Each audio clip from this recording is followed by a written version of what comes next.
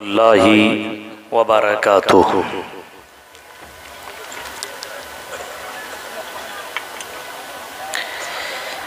अल्हम्दुलिल्लाह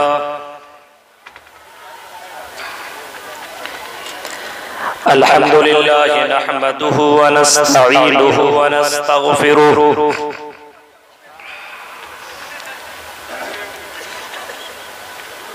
व नऊज़ु बिल्लाहि मिन शुरूरि अनफुसिना व मिन सय्यिआति अमालिना।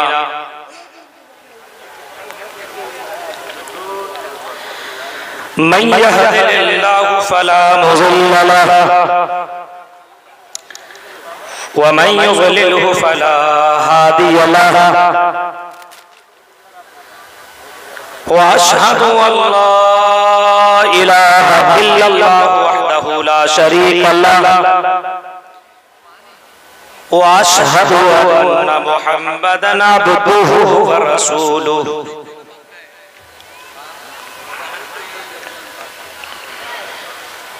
अम्मा बअदु फ़इन्न खैरल हदीस किताबुल्लाह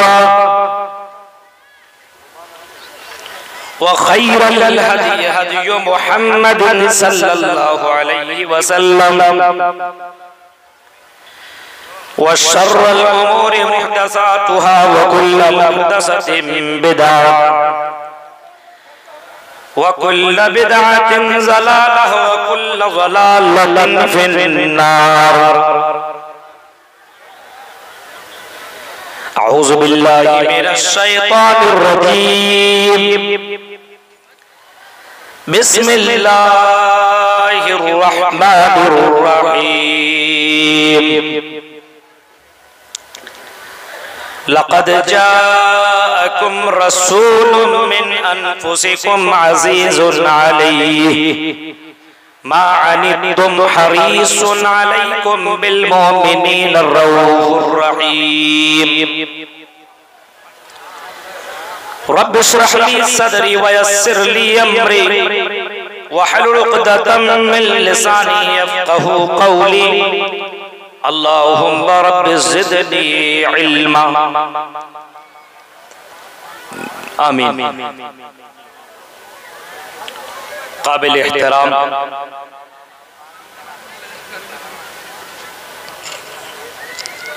मुअज़्ज़ज़ उलमाए किराम, कमल घाटी हिरनपुर के गयूर मुसलमान भाइयों, इस्लामी बहनों और प्यारे बच्चों,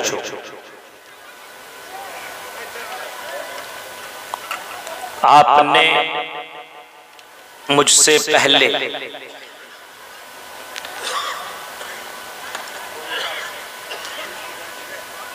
कई खुतबा को सुना, अलग अलग मौजू पर अलग अलग अंदाज से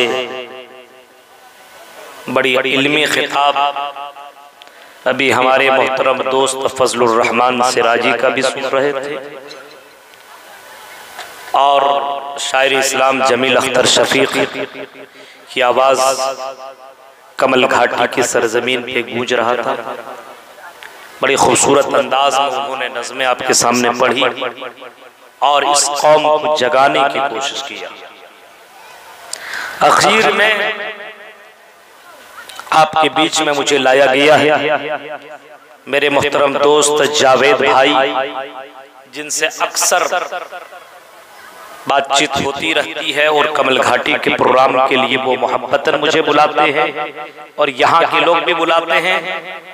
मुझे इससे कोई फर्क नहीं पड़ता कि मेरा नाम इश्तिहार में था, है या नहीं है, क्योंकि इस इलाके में सबसे पहले मैं इसी सरजमीन पर हिरनपुर के अंदर आया था और यहाँ से फिर मैं आगे बढ़ा। इस वजह से मैं इस जगह को कभी नहीं भूल सकता और वादे के मुताबिक मैं आपके बीच में पहुंच चुका। अल्लाह ताला से दुआ करता हूं कि बारिलाह जो बातें आपने अभी सुनी और अभी जो बातें आपके सामने की जाएंगी, इन बातों के ऊपर हम सबको अमल करने की पूरी पूरी तौफीक अता फरमा। आमीन।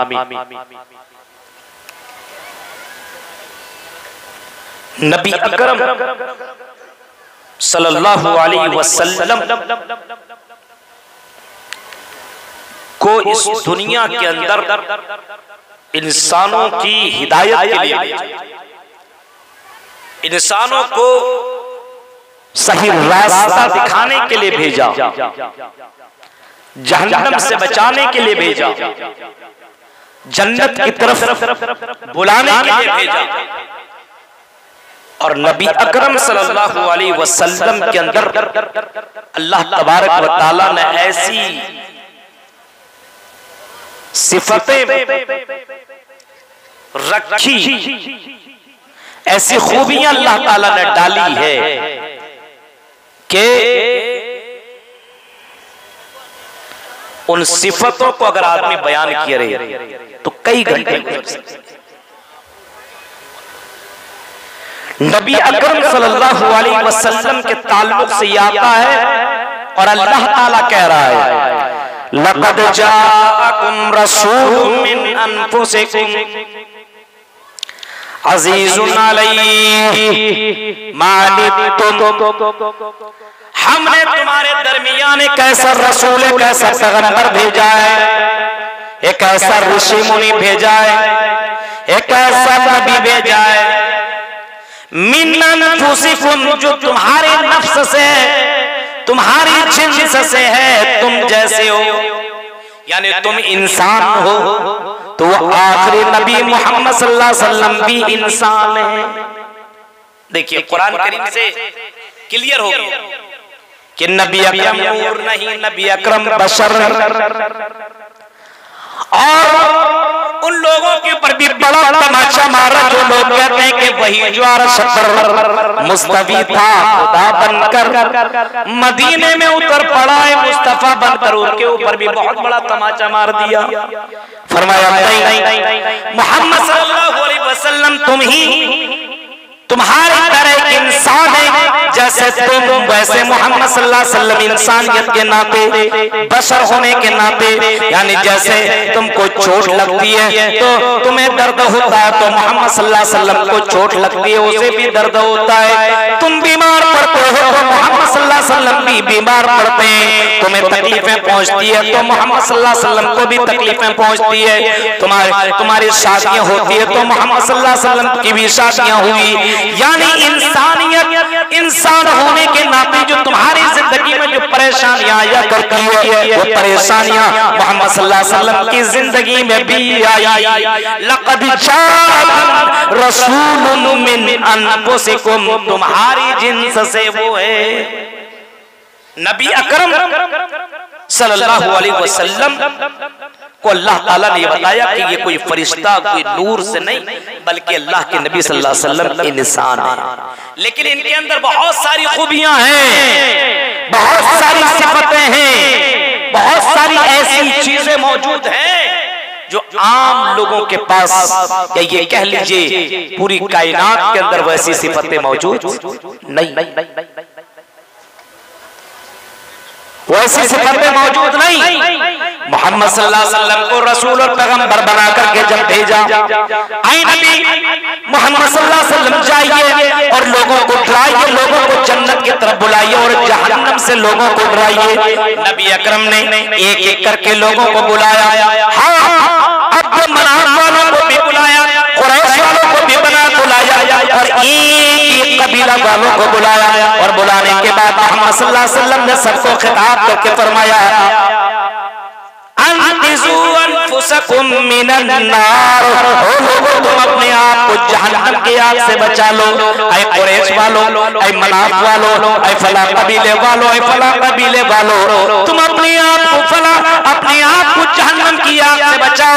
यहाँ तक कि मोहम्मद सल्लल्लाहु अलैहि वसल्लम ने पर्सनल अपनी बेटी को खिताब करते हुए फरमाया, या फातिमा, आई मेरी बेटी फातिमा, अंक़िज़ी नफ़्सिकी मिनन नार, आई मेरी बेटी फातिमा, तुम अपने आप को भी जहन्नम से बचा लो।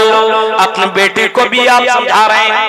नबी अकरम ने बहुत ज्यादा लोगों को समझाने की कोशिश की, लेकिन मक्का वाला इतना बदमाश और इतना ज्यादा मोहम्मद सल्लल्लाहु अलैहि वसल्लम से चिढ़ गए कि नबी अकरम को तरह तरह के इल्जामात से लोगों ने पुकारा, तरह तरह के इल्जामात लगाया। बाहर कहा कि ये मोहम्मद पागल हो गया है, ये तो दीवाना है, इनकी बातें मत सुनो। कल तो हमारे साथ खाता था, पीता था, चलता था, दौड़ता था, भागता था। अरे आज ऐसे कैसे नबी और रसूल बन गया? ये कैसे हो सकता है? नहीं, ये झूठ बोल रहा है, नहीं माना। लोगों ने इनकार किया, दुश्मनी पे उतर रहा है। मोहम्मद सल्लल्लाहु अलैहि वसल्लम को बहुत ही ज्यादा फिक्र है इस उम्मत को, इस उम्मत के लिए बहुत फिक्र है। और इस उम्मत के लिए बाकायदा नबी अकरम रात की तारीकी में दुआ कर रहे हैं, अल्लाहुम्मा उम्मती, अल्लाहुम्मा उम्मती, अल्लाहुम्मा उम्मती। आय अल्लाह ये मेरी उम्मत है, आय अल्लाह ये मेरी उम्मत है, आय अल्लाह मेरी उम्मत को अल्लाह तू हिदायत दे दे। अल्लाहुम्मा दी कौमी फइन्नहुम ला यालमून। आय अल्लाह ये मेरी कौम मुझे जानती नहीं है, आय अल्लाह मेरी कौम को तू हिदायत दे दे, मुझे पहचानती नहीं है, मुझे जानती नहीं है। आय अल्लाह मेरी इस कौम को हिदायत दे दे, अल्लाह मेरी इस कौम को ईमान वाला बना दे। नबी अकरम की फिक्र देखिए, इस उम्मत के लिए कितनी ज्यादा फिक्र है। अल्लाह के नबी ने अलल एलानिया भी आपने दावत का काम किया, चुपके चुपके भी दावत का काम किया, यहाँ तक कि जब मक्का वालों ने इनकार किया, नबी अकरम के कानों में आवाज आई मोहम्मद सल्लल्लाहु अलैहि वसल्लम यहाँ से दूर 100 किलोमीटर दूर, 100 किलोमीटर दूर ताइफ के अंदर भी एक शहर है ताइफ, 100 किलोमीटर दूर आप जाएंगे तो एक बस्ती है जिसको ताइफ कहा जाता है। चलो वहां ट्राई करो, वहां कोशिश करो, शायद वहां आपकी तबलीग फायदा पहुंचा दे। किसी ने कान में बोला या किसी ने बताया कि यहाँ से, या फिर अल्लाह के नबी ने सोचा कि ताइफ के अंदर भी कुछ लोग रहते हैं, चलो वहीं चलते हैं। 100 किलोमीटर। देखिए मोहम्मद सल्लल्लाहु अलैहि वसल्लम को कितनी फिक्र है इस उम्मत के लिए, इस कौम के लिए, इस उम्मत के लिए। जरा तसव्वुर कीजिए मेरे भाइयों, 100 किलोमीटर का सफर 4 व्हीलर से तय नहीं किया, 2 व्हीलर से तय नहीं किया, जहाज से नहीं, घोड़े से नहीं, सवारी से नहीं, इमाम कायनात ने पैदल सफर किया। 100 किलोमीटर आपने सफर किया और 100 किलोमीटर सफर करने के बाद ताइफ वालों को आपने 8 दिनों तक दावत दी, 8 दिनों तक समझाया। ये मौलवी अबुल कलाम की तरह या और मौलवियों की तरफ 1 घंटा तकरीर करके भाग नहीं किया, चला नहीं किया। हाँ, 8 दिनों तक मोहम्मद सल्लल्लाहु अलैहि वसल्लम ने कोशिश की, समझाया और लोगों को दावत दी, अल्लाह की तरफ बुलाया। हाँ, लेकिन मेरे भाइयों लोगों ने इनकार कर दिया। यहाँ तक कि इनकार ही नहीं, मोहम्मद सल्लल्लाहु अलैहि वसल्लम के पीछे बच्चों को लगा दिया और अल्लाह के नबी को परेशान करना शुरू कर दिया, पत्थरों से आपको मारना शुरू कर दिया, आपको गालियां दी गई, आपको दीवाना पागल मजनू कहा गया। इतना मारा आपने हमारे नबी मोहम्मद सल्लल्लाहु अलैहि वसल्लम को कि आपके जूते में खून जम गया। ताइफ से बाहर एक बागीचे में आप पहुंचे, वहां पे बेहोश हो गए और बेहोश के बाद जब आपको होश आया तो मलकुल जिबाल पहुंचते हैं, फरिश्ता, पहाड़ों का फरिश्ता पहुंचता और कहता है मोहम्मद सल्लल्लाहु अलैहि वसल्लम अगर आप गए तो ताइफ वालों को तबाह बर्बाद करके रख दूं। नबी अकरम को इस उम्मत की और इस कौम की कितनी ज्यादा फिक्र थी। आपने फरमाया नहीं, ओ फरिश्ते ऐसे मत करो, अगर ये मुझे नहीं जानती है तो क्या हुआ, मुझे उम्मीद है आने वाली नस्ल जरूर मेरे ऊपर ईमान लाएगी। अल्लाह के नबी ने नजरें आसमान की तरफ उठाई, हाथ उठाया और दुआ मांगने लगे, अल्लाहुम्मा दी कौमी फइन्नहुम ला यालमून। फिक्र देखिए, किसी तरीके से मुसलमान हो जाए, किसी तरीके से मोमिन हो जाए। और हमारे और आपकी तरह मुसलमान नहीं, रात में मुसलमान है तो सुबह काफिर, सुबह मुसलमान शाम काफिर। हाँ बस टोपी कुर्ता पाजामा लगा लिया, बस इतना ही हमारे अंदर है। वैसा मुसलमान नहीं। इस्लाम दिखता है, चलता है तब भी नजर आता, खाता पीता तब भी नजर आता, शादी ब्याह में तब भी नजर आता। मेरे भाइयों, हमारी तरह नहीं सिर्फ मस्जिद में नजर आ रहा है, रमजान में नजर आ रहा है, उसके अलावा दीगर जगहों में हमारे अंदर इस्लाम दिखता नहीं है। नबी अकरम सल्लल्लाहु अलैहि वसल्लम की फिक्र देखिए आप, इस उम्मत के लिए कितनी फिक्र है, कितनी फिक्र है। हजरत आयशा ने एक मर्तबा अल्लाह के नबी को देखा कि बड़े मूड में लग रहे हैं। कभी कभी होता ना, आदमी मूड में नजर आता है, और जब आदमी को कोई बात कहनी हो तो आदमी जब मूड में रहे ना, बस उसको कह दो, उससे कोई चीज मांग लीजिए, दे देगा। आदमी के माइंड को देखिए आप किस पोजीशन में है। खास करके बीवियों को चाहिए कि ऐसे वक्त में शौहरों से फरमाइश करे जब उसका शौहर मूड में हो। कभी कभी और शौहर बहुत टेंशन में रहता है, उसी में मांग लेती है, हमें ये चाहिए। शौहर कहती ये नहीं, तुम्हें तलाक दे दूं ये बेहतर है, ये तलाक ले लो, ये चाहिए। मेरे भाई क्यों नजाकत समझनी चाहिए, हालात को देखना चाहिए कि किस पोजीशन में मेरा शौहर है। हजरत आयशा ने देखा कि अल्लाह के नबी का मूड बड़ा अच्छा है, और अल्लाह के नबी को भी जान रही है कि अल्लाह के नबी नबीउल कौनैन रहमतुल लिल आलमीन है, सय्यदुल मुरसलीन है, खातिमुन नबिय्यीन है, और सय्यदुल मुरसलीन है, नबियों का सरदार है। और मोहम्मद सल्लल्लाहु अलैहि वसल्लम जो दुआ मांगते हैं, अल्लाह ताला मोहम्मद सल्लल्लाहु अलैहि वसल्लम की दुआ को रिजेक्ट नहीं करता है। हजरत आयशा ने फायदा उठाने की कोशिश की और कहा कि अल्लाह के नबी आप मुझसे बड़ी मोहब्बत करते हैं, मैं आपसे बड़ी मोहब्बत करती हूँ। आए अल्लाह के नबी आपसे रिक्वेस्ट है, गुजारिश है, आए अल्लाह के नबी सल्लल्लाहु अलैहि वसल्लम, आए मेरे शौहर आप मेरे लिए दुआए मगफिरत कर दीजिए, आप मेरे लिए अल्लाह से दुआए मगफिरत कर दीजिए, बख्शिश की दुआ कर दीजिए। अल्लाह मुझे बख्श दे, मेरे गुनाहों को माफ कर दे, अल्लाह मुझे माफ कर दे। आए नबी सल्लल्लाहु अलैहि वसल्लम आप मेरे लिए दुआए बख्शिश कर दीजिए। अब हजरत आयशा ने यह बोल दिया, उम्महातुल मोमिनीन हजरत आयशा रजी अल्लाह ताला अन्हा ने, तो अल्लाह के नबी मूड में थे ही, अरे आयशा इतनी छोटी सी बात कह रही हो, तुम तो मेरी बीवी, दुआ क्यों नहीं कर सकते हैं।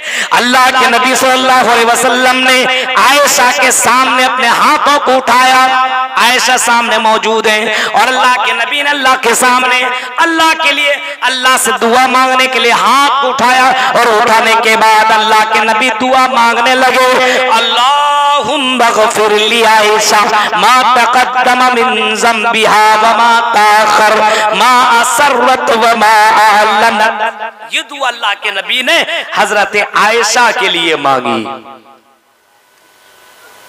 बीवी से मोहब्बत देख रहे हैं आप। यहां एक आदमी उठा रात में और देखा कि बीवी के पास एक नागिन बैठी हुई है। नागिन, शौहर चुपके से नागिन के पास बोला, डस ले इसको, डस ले, रोज हमें डसती रहती, इसको डस।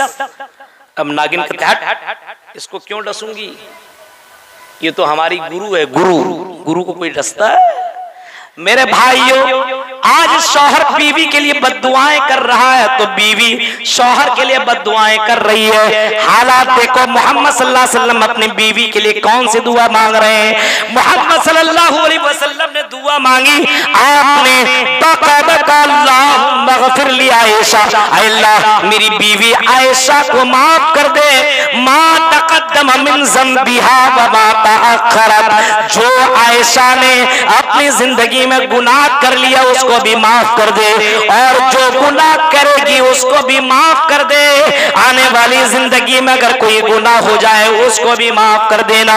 मा असरत व मा अअलनत, आय अल्लाह मेरी बीवी आयशा अगर चुपके चुपके कोई गुनाह किया है अल्लाह उसको भी माफ कर दे, और अगर ऐलानिया अगर कोई गुनाह किया है तो उसको भी माफ कर दे। इतना जामे दुआ मोहम्मद सल्लल्लाहु अलैहि वसल्लम ने जब अपने बीवी के लिए किया तो हजरत आयशा खुश हो गई। भाई इतनी जामे दुआ कि जो गुनाह हो चुका उसको माफ कर दे, जो करेगी उसको भी माफ कर दे, चुपके चुपके किया उसको भी माफ कर दे, ऐलानिया करेगी उसको भी माफ कर दे। आए अल्लाह माफ कर दे। और कौन? इमाम कायनात रहमतुल लिल आलमीन अपनी ज़बान मुबारक से ये दुआ मांग रहे हैं। हजरत आयशा को इतनी खुशी हुई, अल्लाह के नबी की ये दुआ सुन लेने के बाद हजरत आयशा हंसने लगी और हंसते हंसते हजरत आयशा का सर झुक गया। हजरत आयशा का सर झुक गया। अल्लाह के नबी मोहम्मद सल्लल्लाहु अलैहि वसल्लम ने हजरत आयशा से कहा, आयशा आयसुर्रु की दुआई, आई मेरी बीवी आयशा, क्या मेरी दुआ ने तुझे खुशी न पहुंचाई? जो मैंने दुआ तुम्हारे लिए मांगी है, आई मेरी बीवी, क्या तुम मुझसे खुश ना हो? मैंने जो दुआ तुम्हारे लिए मांगी है, इस दुआ से तुम्हें खुशी न मिली।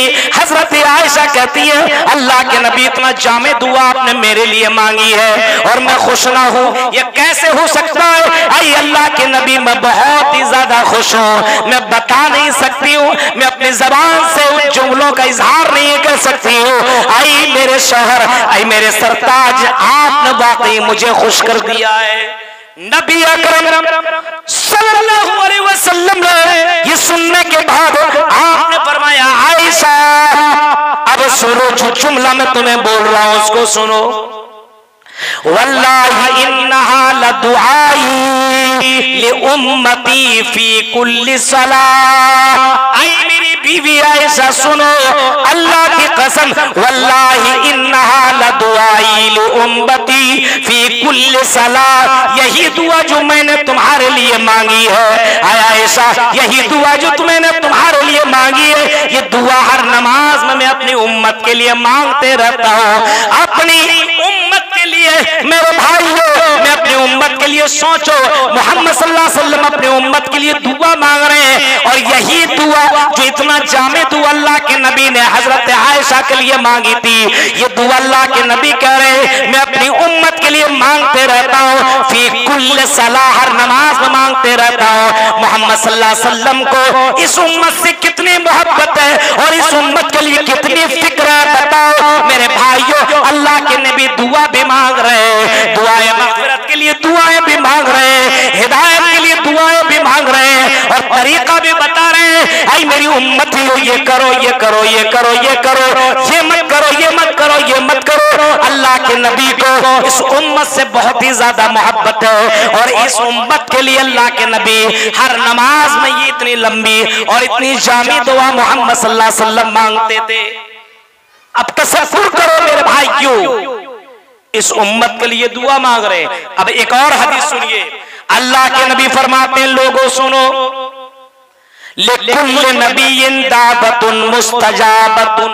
हर नबी, जो दुनिया के अंदर जितने भी नबी आए हैं, हर नबी को अल्लाह ने एक ऐसी दुआ दी है जिस दुआ को अल्लाह रिजेक्ट नहीं करेगा, एक्सेप्ट करेगा। कुछ भी मांगना है मांग लो, तुमको हमने दे दिया है, एक दुआ तुम्हारी रद्द नहीं करेंगे हम, छूट दे दिया, जो भी मांगना है मांगो। जितने भी नबी रसूल पैगंबर ऋषि मुनि दुनिया में आए हैं, सही मुस्लिम की हदीस है, लिकुल्लि नबिय्यिन दावतुन मुस्तजाबतुन। जितने भी नबी दुनिया में आए, हर नबी को एक ऐसी दुआ मिली है जो दुआ अल्लाह ताला रिजेक्ट नहीं करेगा, उस दुआ को अल्लाह ताला एक्सेप्ट करेगा। अल्लाह के नबी फरमाते हैं, लिकुल्लि नबिय्यिन, हर नबी ने अपनी अपनी दुआ दुनिया में मांग ली। हर नबी ने जल्दी किया और मांग लिया। अल्लाह के नबी कहते हैं, वाला लेकिन मैंने अपनी दुआ को बचा करके रखा है, मैंने अपनी उस दुआ को मैंने बचा करके रखा है। क्यों? शफाअतल उम्मती यौमल क़ियामा, दावती शफाअतल उम्मती यौमल क़ियामा। मैंने वो दुआ बचा करके रखा हुआ है, वो दुआ मैं क़यामत के दिन मैदान महशर में उस दुआ का इस्तेमाल मैं अपनी उम्मत के लिए करूंगा। उम्मत के लिए फिक्र देख के अल्लाह के नबी की। और अभी हम आते हैं, अभी हम आपको बता रहे हैं, ये हेडिंग अभी हम आपके सामने डाल रहे हैं, सुनिए। मोहम्मद सल्लल्लाहु अलैहि वसल्लम कहते हैं कि मैंने वो दुआ बचा करके रखी है और ये दुआ मैं कयामत के दिन मैदान महशर में मैं इस्तेमाल करूंगा। किसके लिए? अपनी उम्मत के लिए।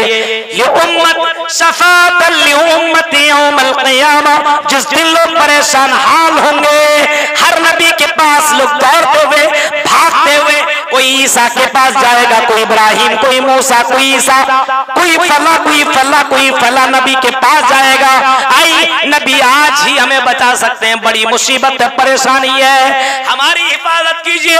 ये सूरज जो 9 करोड़ 30 लाख मील की ऊंचाई पर दिखाई दे रहा था, ये सूरज आज इतना करीब आ चुका है, इसका सामना कैसे करेंगे? हालत खराब हो चुकी है, हाँ कैसे बचेंगे? आई नबियों, अब हमारी हिफाजत कर लीजिए, अल्लाह से हमारे लिए दुआ कर दीजिए, अल्लाह से रिक्वेस्ट कर दीजिए, हम बच जाएं, हम इन मुसीबतों से हम बच जाएं, अपने आप की हिफाजत हो जाए, हमारी बचाव हो जाए। आई नबियों बताओ, सारे नबी कहेंगे नफ्सी नफ्सी नफ्सी, अरे हमारी हालत खुद खराब है, हम तुम्हारी कोई भी जर्रा बराबर मदद नहीं कर सकते। तो ऐसे मौके पे जब ये उम्मत मोहम्मद सल्लल्लाहु अलैहि वसल्लम के पास पहुंचेगी, तो अल्लाह के नबी इस उम्मत को देख करके मरने के बाद मैदान महशर में देखिए, इस उम्मत के लिए इतना फिक्रमंद है कि अल्लाह के नबी कहते हैं कि मैं सजदे में चला जाऊंगा और सजदे में जाने के बाद मैं इस उम्मत के लिए सिफारिश करूंगा, शिफाअतन लि उम्मती यौमल क़ियामा, मैं क़यामत के दिन अपनी उम्मत के लिए सिफारिश करूंगा। हाँ, ये अलग सी बात है कि सिफारिश किसके लिए होगी, ऐसा नहीं कि सबके लिए सिफारिश हो जाएगी, हाँ ऐसा नहीं है, उसी के लिए सिफारिश होगी जो तौहीद वाला होगा, जो शिर्क से बचता होगा। अल्लाह के नबी से हजरत अबू हुरैरा सवाल कर दिया था, अल्लाह के नबी आपकी सिफारिश के मुस्तहिक कौन लोग होंगे, कौन? तब अल्लाह के नबी ने इसका जवाब दिया था, मन क़ाल ला इलाहा इल्लल्लाह खालिसन मिन क़ल्बी, जिसने दिल से ला इलाहा इल्लल्लाह का इकरार किया होगा, किसी को भी शरीक न किया होगा, जो तौहीद वाला होगा, उसी के लिए मेरी सिफारिश होगी।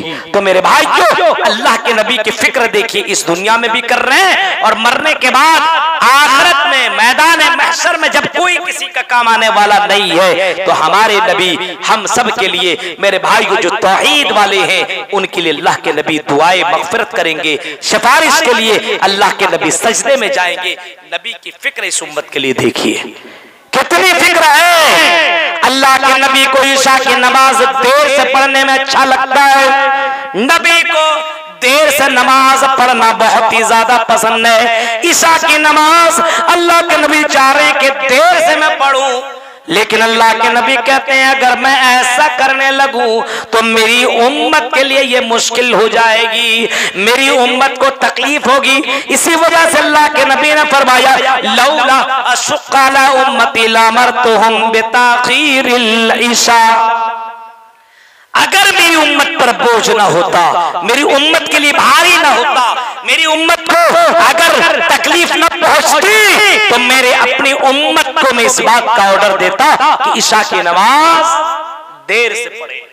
मेरे भाइयों, तसव्वुर करो इतनी फिक्र नबी अकरम को अपनी उम्मत के लिए, लेकिन इस उम्मत को मोहम्मद सल्लल्लाहु अलैहि वसल्लम की दीन की कोई फिक्र नहीं है, नबी अकरम सल्लल्लाहु अलैहि वसल्लम की कोई फिक्र नहीं है। नबी अकरम सल्लल्लाहु अलैहि वसल्लम को तो नबी माना, लेकिन नबी को तो नबी मान लिया, लेकिन नबी के जुमले को नहीं माना है। नबी को नबी माना है, कलमा भी पढ़ा है, लेकिन मोहम्मद सल्लल्लाहु अलैहि वसल्लम ने जिसको हराम करार दिया है, इतनी भी फिक्र नहीं है। अल्लाह के नबी ने किन किन चीजों को हराम करार दिया है, आज बड़े धड़ल्ले के साथ वो मुसलमान वो काम कर रहे हैं। आज ओ कमल घाटी के लोगों, हिरनपुर के लोगों, सुन लो, नबी अकरम की फिक्र इस उम्मत के लिए, हमारे लिए, आपके लिए, इस दुनिया वालों के लिए इतनी ज्यादा थी। हमने नबी के दीन को हमने दीन को हमने इतना ज्यादा हमने बेकार कर दिया, इतना गंदा कर दिया, नबी के दीन को हमने बर्बाद करके कर रख दिया है। मेरे भाइयों, नबी अकरम ने जिन चीजों से मना किया है, आज उम्मत वही करने पर तुली हुई है, ये उम्मत वही कर रहा है। मेरे भाई क्यों इस हिरनपुर के अंदर मैंने सुना कि कुछ लोग लॉटरी का बहुत बड़ा दीवाना है। लॉटरी सोचता है एक ही दिन में करोड़पति बन जाए, लगा हुआ है लालच। लॉटरी में खरीदा और उसके बाद 50 रुपया 100 रुपया का वो खरीदा, उसके बाद सोचेगा इसके 5 गुना हमको मिलेंगे, चला गया लेकर के जेब में लेकर के मस्जिद घुस गया और बाहर निकला फिर मोबाइल से मिलाने लगा, बढ़ा कि नहीं बढ़ा, मिल गया तो बस हम हमसे बड़ा कौन, और नहीं मिला फाड़ के फेंक दिया। इसके अंदर मर और बुजुर्ग से लोग शामिल है इस हराम खोरी में। भाई को तसव्वुर करो, अल्लाह के नबी सल्लल्लाहु अलैहि वसल्लम ने किस अंदाज से हराम माल से बचने के लिए हुक्म दिया, ऑर्डर दिया, और कुरान करीम की बेशुमार आयतें आप पढ़ेंगे। और अल्लाह ताला ने नबियों को, रसूलों को, मोमिनों को रिज़्क़ हलाल कमाने का ऑर्डर दिया, हुक्म दिया, फरमाया या अय्युहर रसूल कुलू मिन तय्यिबात, ऐ रसूलो हलाल रोजी कमाओ, हलाल रोजी खाओ। या अय्युहल्लज़ीना आमनू कुलू मिन तय्यिबात, ऐ ईमान वालो रिज़्क़ हलाल खाओ, हराम तरीके पे मत, हराम रिज़्क़ मत खाओ। मेरे भाइयों, आज मुसलमानों के अंदर ये दीवानगी कहां से आई और ये हराम अड्डों में जाना किसने इनको सिखाया? इस उम्मत के लिए नबी अकरम की फिक्र इतनी ज्यादा थी, लेकिन मेरे भाइयों अहले हदीस घराने से ताल्लुक रखते हो और न जाने ये जलसा इतना पुराना चल रहा है, कई साल से चलता चला रहा है। इस स्टेज पे मेरे भाइयों बड़े बड़े आलिम आए, बड़े बड़े आलिम हिंदुस्तान के मशहूर आलिम रूए जमीन पर आ चुके हैं। लोगों कम से कम ख्याल करो, तुम ये लॉटरी खेलना बंद करो, ये हराम के अड्डों में जाना बंद करो। अपने बच्चों को तुम क्या जवाब दोगे? जब बाप वही काम करेगा तो बेटा भी ये लॉटरी का काम करेगा। ये भी हराम, इस्लाम ने इसको हराम करार दिया। और हराम ही नहीं मेरे भाइयों, फरमाया या अय्युहल्लज़ीना आमनू ला ताकुलुर रिबा अज़ाफ़ा मुज़ाफ़ा, बढ़ा करके घटा करके दोनों तरीके से इस्लाम में लेना देना हराम है, हराम। लेकिन आज मुसलमानों को मोहम्मद सल्लल्लाहु अलैहि वसल्लम की हदीस की कोई फिक्र नहीं है। नबी अकरम ने कोई जुमला कह दिया, मेरे भाइयों सहाबा नबी के उस जुमले को सुन लेने के बाद अल्लाह की कसम हिम्मत नहीं है कि आगे बढ़ करके वो काम कर ले। आपने वो जुमला नहीं सुना? एक सहाबी को देखा सोने की अंगूठी पहने हुए, सोने की अंगूठी। नबी ने फरमाया ऐ सहाबी क्या तुमने नहीं सुना है सोना मर्दों के लिए हराम? नबी ने उस अंगूठी को लिया, निकाल लिया और जमीन में फेंक दिया। नबी अकरम वहां से निकल गए, बाद सहाबा और भी थे, उसने कहा उठा लो अंगूठी को और ले जाओ अपने घर में, बीवी बहन को दे देना, किसी को देना। औरतों के लिए तो सोना हलाल है, हलाल।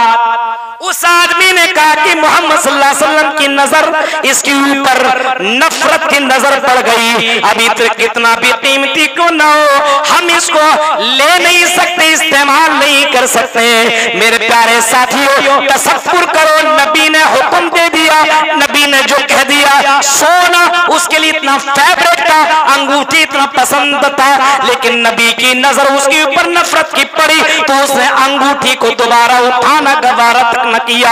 नबी अकरम की इतनी हदीस सुन लेने के बाद और कमल घाटी के लोगों तुम्हें क्या हो गया है कि तुम हराम के अड्डों में जाकर के ये हराम खोरी कर रहे हो? ये लॉटरी खेलने और खिलाने वाला सिस्टम। आए बुजुर्गों, मरने के बाद तुम कब्र में जाने के बाद अल्लाह को क्या जवाब दोगे? क्या तुमने वो हदीस ना सुनी? अल्लाह के नबी ने कभी फरमाया था कि हराम कमाने वाला, हराम खाने वाला, हराम का बिजनेस करने वाला अगर रब के सामने अल्लाह के घर में भी जाकर के या रब्बी कहता हो, अल्लाह से माफी, अल्लाह को पुकारता हो और कोई चीज तलब करता हो, या सदाएं भी बुलंद करता हो। अल्लाह के नबी ने फरमाया उसकी दुआ अल्लाह कैसे सुनेगा?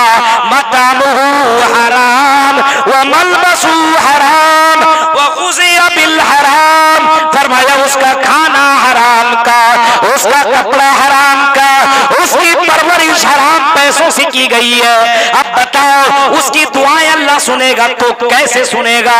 ओ लोगों तसव्वुर करो जो तुम काम कर रहे हो, तुम तो समझ रहे हो चंद दिनों के अंदर करोड़पति बन जाऊंगा, दुनिया की नजर में दौलत वाला कहलाऊंगा, दुनिया की नजर में बड़े पैसे वाला कहलाऊंगा। दुनिया की नजर में दुनिया वालों ने कारून को भी देखा, हामान को भी देखा, फिरौन को भी देखा, सद्दाद को भी देखा, लेकिन मेरे भाइयों उसके अंजाम को भी लोगों ने देखा और सुना, उसके अंजाम को भी लोगों ने सुना। दौलत के लालच में वो लोग हराम रोजी कमाना बंद करो, क्योंकि अल्लाह के नबी ने ये रिज़्क़ हराम कमाने के लिए अल्लाह के नबी ने फरमाया ओ लोगों रिज़्क़ हराम के करीब मत जाना। आज हमारे यहाँ लॉटरी वाला सिस्टम, और लड़का लोग तो और पागल है, मोबाइल में पता नहीं कैसा कैसा ऐप रखता है, 10 रुपया लगाया 20 रुपया लगाया, जीत रहा है, हार रहा है, जुआ खेल रहा है। और मौलवी साहब से कहा अस्सलाम वालेकुम, आपका बहुत बड़ा फैन हूं। फैन क्या रहोगे? फैन का मतलब क्या है? मेरे भाइयों ये कौन सी दीवानगी है तुम्हारी? कौन सी दीवानगी है? वही मौलवी की तरह मत बन जाओ जिस मौलवी ने, एक मौलवी खा रहा था ना, खाना खा रहा था, एक कुत्ता आया और गोश्त लेके भाग गया, भागने लगा। मौलवी को गोश्त कितना पसंद है ये तो सबको मालूम कि मौलवी गोश्त के बिना नहीं रहता है, और हम लोग ऐसे ही तो बदनाम है। गोश्त लेके जैसे कुत्ता भागा, मौलवी ने कहा अच्छा हमसे तुम चालाकी कर रहे हो, जल्दी से गोश्त दे दो वरना कल से मैं ऐलान करना शुरू कर दूंगा आज से कुत्ता हलाल। कुत्ता दौड़ के आया और गोश्त दे दिया। ये मजाक बंद करो मेरे भाई, तो ये काम मत करो मेरे भाई। जो हराम है वो हराम, चाहे वो मौलवी बोले, चाहे दुनिया का कितना भी बड़ा मुफ्ती बोले, लेकिन वो हराम है हराम। चाहे तुम मोबाइल के जरिए से जुआ खेलो, चाहे तुम लॉटरी के जरिए से जुआ खेलो, चाहे किसी भी तरीके से जुआ खेलो मेरे भाइयों, इन्नमल खम्रु वल मैसिरु वल अंसाब वल अज़लाम रिज्सुम मिन अमलि शैतान। फरमाया ये तो शैतान का काम है, शैतान का काम है, ये मुसलमान का काम नहीं हो सकता। लॉटरी खेलने वालों तुमको तो शैतान से ताबीर किया गया है, अपने आप को अगर मुसलमान बनाना है तो लोगों इन चीजों से तौबा करो, अल्लाह के दरबार में जाकर के माफी मांगो, लॉटरी को अपने यहाँ से बायकॉट करो लोगों, वरना तुम अल्लाह के यहाँ जाकर के क्या जवाब दोगे? मोहम्मद सल्लल्लाहु अलैहि वसल्लम से तुम मुलाकात करोगे तो क्या कहोगे? नबी ने तुम्हारी इतनी फिक्र की और तुम नबी के दीन को तुम दागदार कर रहे हो, नबी के दीन को तुम दागदार कर रहे हो। लोगों आने वाली नस्लों को बर्बाद मत करो, आने वाली नस्लें तुम्हें देख करके वैसा बन रही है, वो नस्ल जान रही है। आज का बच्चा समझ रहा है मेरा बाप लॉटरी खेल रहा है इसका मतलब जायज है, मेरा भाई लॉटरी खेल रहा है इसका मतलब जायज है। वो बच्चे को क्या मालूम, वो भी खेलेगा। मेरे भाइयों इन बच्चों को बर्बाद मत करो, इन मुसलमानों को बर्बाद मत करो। वो लोगों अल्लाह के नबी ने इस दीन की इतनी फिक्र की, तुम भी नबी की दीन, अल्लाह के नबी ने इस उम्मत की इतनी फिक्र की, तुम भी अल्लाह के नबी की दीन की फिक्र करो। इन चीजों को मत करो मेरे भाई, नहीं, जो हराम है वो हराम है, उन चीजों के करीब मत जाओ। और आपका देखा देखी में कई लड़कियां होती है, अरे हम भी, हमारे लिए भी लॉटरी लेकर के आओ ना, 20 रुपया 30 रुपया 40-50 रुपया दे दिया, जा लेके आ। आप समझते हैं ना कितना बड़ा ये नशा है, लॉटरी का नशा। जमाना जाहिलियत के अंदर ये चलता था, हाँ जमाना जाहिलियत में ये चलता था, और लॉटरी और ये जुआ इतना डेंजर तरीके से चलता था मेरे भाइयों, इस जुए में लोग अपनी बीवी बहन बेटी सबको हार जाया करता था। इसको इतना आसान मत लो, इतना आसान मत समझो मेरे भाइयों। हाँ, अल्लाह की कसम कहीं जाता हूं तो फख्र करता हूं कि हिरनपुर पाकुड़ ये पूरी जमात अल्हम्दुलिल्लाह हदीसों की जमात है। ऐसा घटिया काम मत करो मेरे भाइयों कि कहीं कहने पे मुझे शर्म आए कि नहीं वहां पे नाम अहले हदीस है। लुटे ये लॉटरी में सबसे ज्यादा आगे, रोजाना करोड़ों का धंधा होता है। इन तमाम चीजों को अपने यहाँ से बायकॉट करो मेरे भाइयों। अल्लाह के नबी ने जब हमारी इतनी फिक्र की तो हम नबी की दीन का भी फिक्र करेंगे। कोई ऐसा काम करता है, समाज उसके ऊपर पुख्ता और सख्त कदम उठाए, उसके ऊपर जुर्माना लगाए, उसको समाज से बायकॉट करे। ये कौन करेगा? ये मौलाना अबुल कलाम सल्फी नहीं कर सकता मेरे भाइयों। यहाँ के समाज का जो इज्जतदार लोग हैं उनको ये कदम उठाना पड़ेगा, उनको ये हकनामा लिखना पड़ेगा, उनको ये कानून बनाना पड़ेगा मेरे भाइयों, तब समाज बढ़िया बन सकता है। वरना जलसे तुम हाथ काठी में करवाओ, कमल घाटी में करवाओ, हिरनपुर में करवाओ, रानीपुर में करवाओ, परहेज में करवाओ, जब तक समाज के अंदर कानून नहीं बनेगा मेरे भाइयों तकरीरों से कुछ होने वाला नहीं है। अपने समाज के अंदर तुम कानून बनाओ, करो बायकॉट करो। नहीं मौलवी साहब कैसे बायकॉट करेंगे? हर कोई इस हम्माम में नंगे हैं, हम तो सनम डूबे हैं, तुमको भी ले डूबेंगे। आज तो यही चल रहा है ना, यही चल रहा है। हाँ, उसकी तरह मत करिए। वो खेल रहा तो हम भी खेल रहे, वो मौलाना खेल रहा है तो कोई फर्क नहीं पड़ता। हम जैसा जाहिल खेलेंगे तो क्या होगा? आजकल यही एक जवाब मिलता है, फला मौलवी करता है। अबे फला मौलवी करता, करने दे, वो जाएगा जहन्नम में तो क्या तू भी जाएगा जहन्नम में?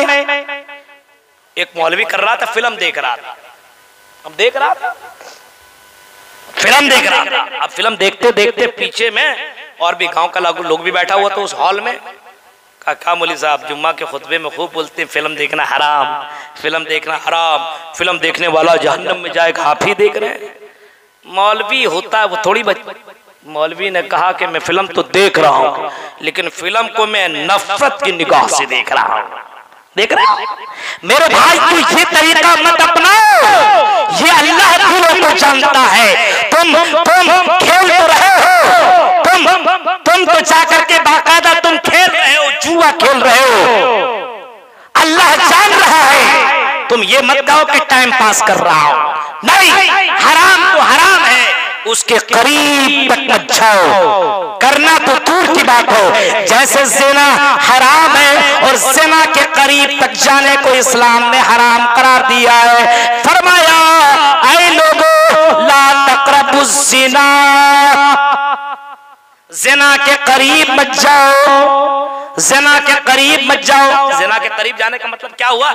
एक लड़का लड़की आपस में बात कर रहा है, अब बात करने लगा, लड़की की आवाज लड़के को अच्छा लगने लगा और लड़की को लड़के की आवाज अच्छी, लड़की की आवाज अच्छी लग रही है लड़के को और लड़की की आवाज लड़की को अच्छी लग रही है।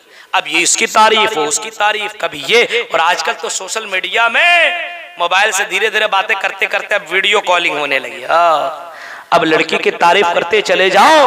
आज के जमाने में ब्लैकमेलिंग के जरिए से औरत के साथ खिलवाड़ किया जा रहा है, औरत की तारीफ करता चला जा रहा है और वो औरत इस नशे में और हुस्न की दीवानी इतनी ज्यादा अपने आप को समझने लगती कि मैं हुस्न की तो देवी हूँ देवी, और वो औरत वो लड़की लड़का जैसे बोलते जाता है, क्या बाल क्या जिस्म क्या ये, एक एक कपड़ा उतारती चली जाती है और बाकायदा मोबाइल के जरिए से पूरा जिस्म दिखा देती है मेरे भाई को, और आखिरकार दोनों की मुलाकातें होती है और फिर ज़िना का शुरू होता है। यानी यहाँ बात से शुरू हुई इंस्टाग्राम से, यहाँ चैटिंग से वो शुरुआत होती है और उसके बाद ज़िना जैसा काम कर लेता है। इसी वजह से इस्लाम कहता है कि ला तक़रबुज़ ज़िना, ओ लोग ज़िना के करीब मत जाओ, इन्नहु कान फ़ाहिशा, ये रास्ता बहुत ही बुरा रास्ता है। ऐसे ये तुम खेल रहे हो, यहाँ पे जिस तरीके से हमारे यहाँ खेला जा रहा है इसको बंद करो, वरना मेरे भाइयों आगे चल करके बहुत ही बड़ा इसका मामला हो सकता है, अंजाम बहुत ही बुरा होने वाला है। इस वजह से इन तमाम अड्डों को खत्म करो, इन तमाम अड्डों को बाइकाट करो, इन तमाम अड्डों को हटाओ। और मेरे भाइयों कोशिश करो, नौजवानों तुम इस कौम की रीढ़ की हड्डी हो, इस कौम की रीढ़ की हड्डी हो, तुम्हें कुछ करना होगा, तुम्हें कुछ करना होगा। जरूरी नहीं है कि मौलवी ही हर चीज को कर ले, मेरे भाइयों आपको करना पड़ेगा। अल्लाह के नबी को इस उम्मत की इतनी फिक्र थी, हमें भी नबी के दीन की फिक्र होनी चाहिए। नबी के दीन के साथ खिलवाड़ हो रहा है, नबी के दीन के साथ मजाक किया जा रहा है। नबी ने जो जो हुक्म दिया वो तो कर नहीं रहा है, नबी ने जिन चीजों से मना किया है उन तमाम चीजों को समाज आज कर रहा है। मेरे भाइयों कैसे तुम्हें नींद आ जाती है, कैसे तुम्हारे गले के अंदर खाना उतर जाता है, हलक के नीचे खाना कैसे चल जाता है। कभी सोचते क्यों नहीं हो कि समाज के अंदर इतनी बेहुरमती और इतना घटिया काम हो रहा है और तुम्हें नींद तक कैसी आती है। ये समाज के ये नौजवान लड़के जिस तरीके से ज़िना के अड्डों में जा रहे हैं, शराब की दुकानों में जा रहे हैं, हराम के रास्तों को अपना रहे हैं, ये कौन करेगा? इस समाज को कौन जिंदा रखेगा? पाकीज़ा कौन बनाएगा? मेरे भाइयों ये भी आपको मालूम है, ला नबी बादी, अल्लाह के नबी ने फरमाया था कि मेरे बाद कोई नबी, कोई रसूल, कोई पैगंबर नहीं आएगा, कोई नबी आने वाला नहीं है। मेरे भाइयों हम ही को कुछ करना पड़ेगा, खत्म करो इन तमाम चीजों को। नबी को इस उम्मत के लिए इतनी ज्यादा फिक्र थी, हमें भी नबी की दीन की, नबी की हदीस की, नबी के कौल की, नबी के फरमान की हमें भी फिक्र होनी चाहिए। नबी ने क्या हुक्म दिया था हमें वो करना होगा। अल्लाह की कसम अगर सहाबा के वाक़यात को अगर बयान किया जाए, हाँ तो सुनो, हजरत एक सहाबी है जिनका नाम खुरैम अल-असदी है। खुरैम अल-असदी एक सहाबी है, अल्लाह के नबी सल्लल्लाहु अलैहि वसल्लम ने खुरैम अल-असदी को देखा और फरमाया, ऐ खुरैम अल-असदी तुम अल्लाह की नजर में बहुत ही ज्यादा प्यारे हो, मेरी नजर में भी तुम बहुत ही ज्यादा अच्छे हो, लेकिन ऐ खुरैम अल-असदी काश के तुम अपना बाल थोड़ा छोटा कर लो और टखने से ऊपर अपने कपड़े को कर लो। ये कपड़ा, ये पाजामा तुम्हारे टखने के नीचे है, तुम इसको तुम कतर दो, इसको तुम काट लो और बाल छोटा कर लो तो अल्लाह की नजर में और ज्यादा प्यारे हो जाओगे। नबी का ये फरमान सुनना था मेरे भाइयों, जर्रा बराबर देर न की, कैंची उसी वक्त उसने मंगवाई और नबी के सामने उसने अपने बाल को छोटा कर लिया और अपने कपड़े को भी छोटा कर लिया। हम तकरीरें पूरी रात भर करें कोई असर नहीं होता मेरे भाइयों। हाँ, नबी आज के दौर में मौजूद नहीं है, लेकिन नबी की हदीसें सुनाने के लिए तुम्हारे यहाँ बहुत से बड़े बड़े दूर से बड़े बड़े उलमा करके हदीसें सुना रहे हैं। एक बच्चा ही क्यों ना, या कमलपुर, ये यहाँ की बच्चियां और यहाँ के बच्चे अगर हदीस तुम्हें सुना देते हैं तो नबी की हदीस सुनने के बाद अमल कर लो। ये कैसे तुमने जुर्रत कर लिया कि नबी की हदीस का भी इनकार किया जा सकता है और कैसे मुसलमान हो सकता है? मेरे प्यारे साथियों, नबी ने इस उम्मत की इतनी फिक्र की, इस उम्मत से इतनी मोहब्बत की, हमें भी नबी से मोहब्बत होनी चाहिए और नबी के दीन की फिक्र होनी चाहिए। ये चंद अहम बातें थी जो मैंने आपके सामने रखी है। इंशाअल्लाह 21 तारीख को आपके बस बगल में रानीपुर के अंदर इंशाअल्लाह एक अलग मौजू पे आपके सामने खिताब होगा, मेरा और शेख जरीद साहब का। मेरे भाइयों वहां पे आपसे मुलाकात होगी, मुझे दूर जाना है।